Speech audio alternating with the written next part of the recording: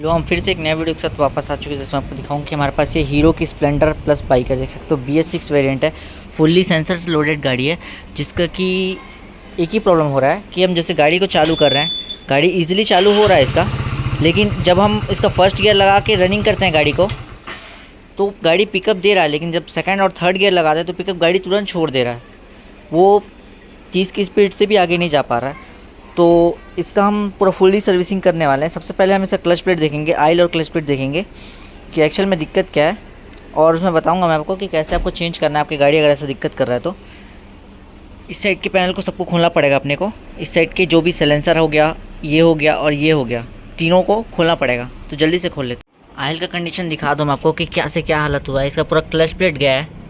जब भी आपकी गाड़ी का ये आयल का ऐसा कंडीशन हो, देख सकते हो एकदम ब्लैक ही ब्लैक। अच्छे से दिखाता हूँ आपको। तो ज़रूर से आप ये समझ लें कि आपका गाड़ी का क्लच प्लेट गया हुआ है, क्योंकि सर गाड़ी का जो ऑयल है बहुत ही गंदा हो गया। हम सब चीज़ खोल चुके हैं, अब बस हमको ये सामने का ये हुक को खोलना है बस, उसके बाद मैं दिखाता हूँ आपको। ऑयल का कंडीशन तो आप देख ही लेगी कैसा काला काला हो चुका है, अंदर भी देख सकते हो कैसा है ये। हमको इसको क्लच प्लेट को खोलने के लिए इस चारों बोल्ट को खोलना पड़ेगा, सॉरी स्क्रू को खोलना पड़ेगा। उसके बाद अंदर एक चेक नट आएगा, उसको खोलना पड़ेगा और ये पुल्ली पूरा बाहर आ जाएगा। उसके बाद ये 3 बोल्ट को खोलेंगे और अंदर एक चेक नट रहेगा बस। उसके बाद क्लच प्लेट और प्रेशर प्लेट डालेंगे, वापस से जैसे था वैसे फिट कर देंगे। देख सकते हो इस साइड के हम कूलर को खोल चुके हैं। अब हमको ये वाला प्लेट को खोलने के लिए नीचे 2 8 नंबर का बोल्ट दिया हुआ है, मैं दिखा देता हूँ आपको। ये 8 नंबर का बोल्ट है, ये दिख रहा है मेरे हाथ में। ये खुलेगा और एक इस साइड है नीचे, 2 बोल्ट है। इसको खोलते हैं।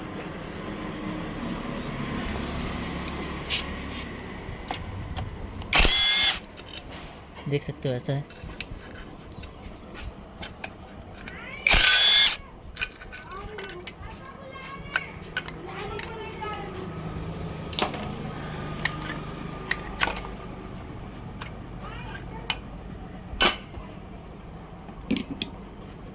अब हमको ये तीनों बोल्ट को खोलना है, आराम से बराबर बराबर करके खोलना है ताकि ये बोल्ट टूटे ना।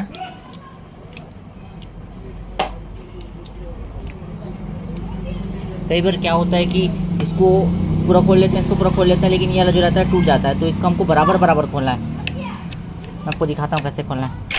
ऐसे बराबर बराबर खोलना है ताकि ये जो स्प्रिंग में बैठा हुआ है ये टूटे ना।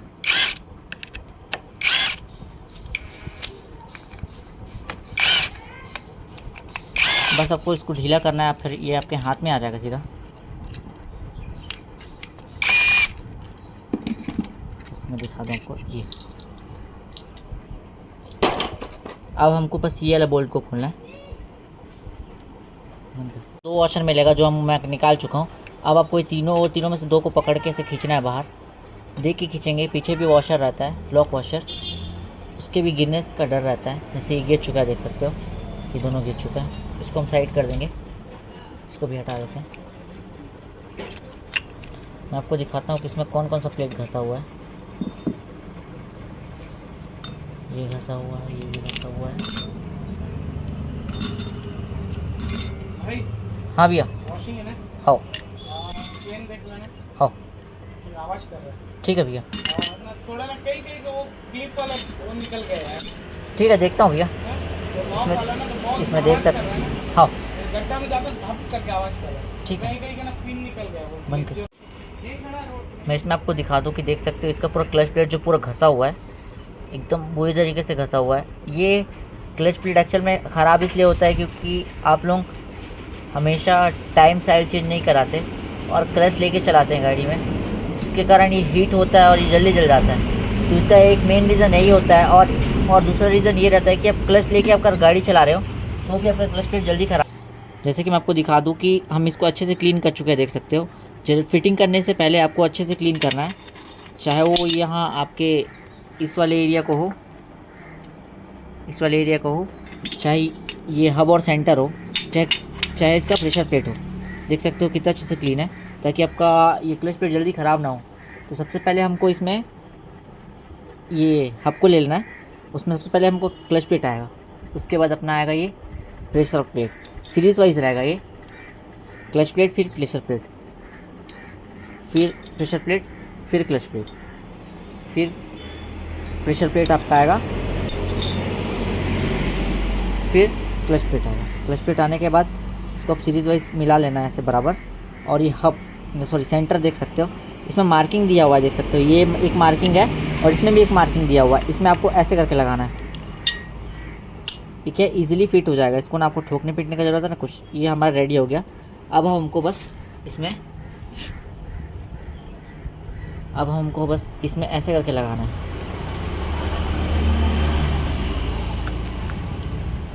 धीरे धीरे घुमा घुमा के, ताकि इसका होल मैच हो जाए और ये इजीली अंदर जाके बैठ जाए।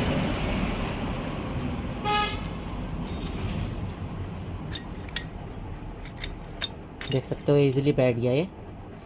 अब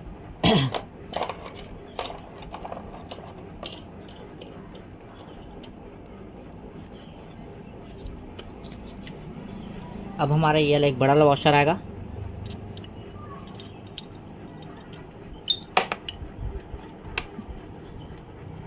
बड़ा एक वॉशर आएगा। उसके बाद ये छोटा वाला वॉशर आएगा। उसके बाद हम लोग का चेक नट आएगा, ये चेक नट आएगा।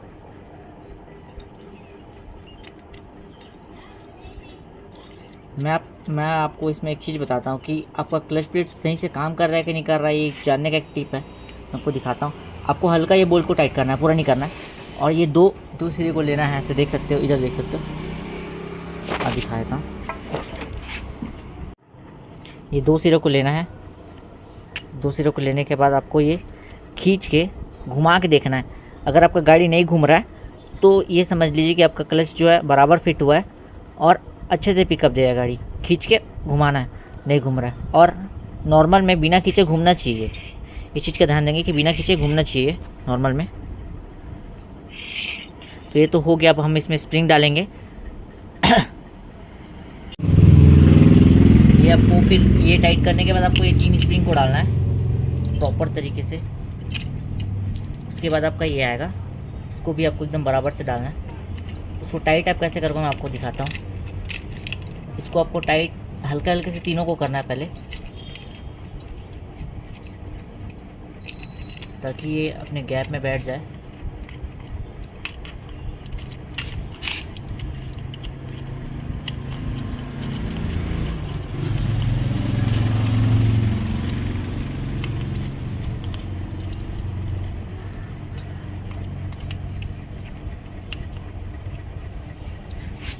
और आपको इसको धीरे धीरे टाइट करना है।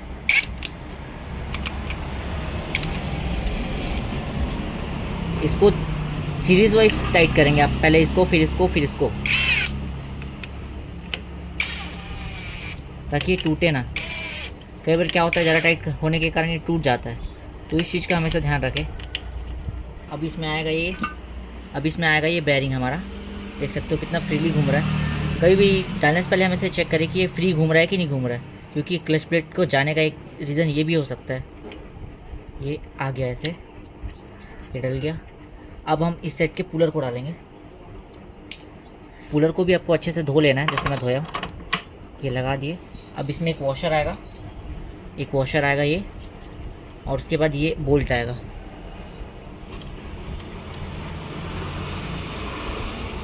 आखिरी में इसके ये जो प्लेट है देख सकते हो, 2 बोल्ट लगता है।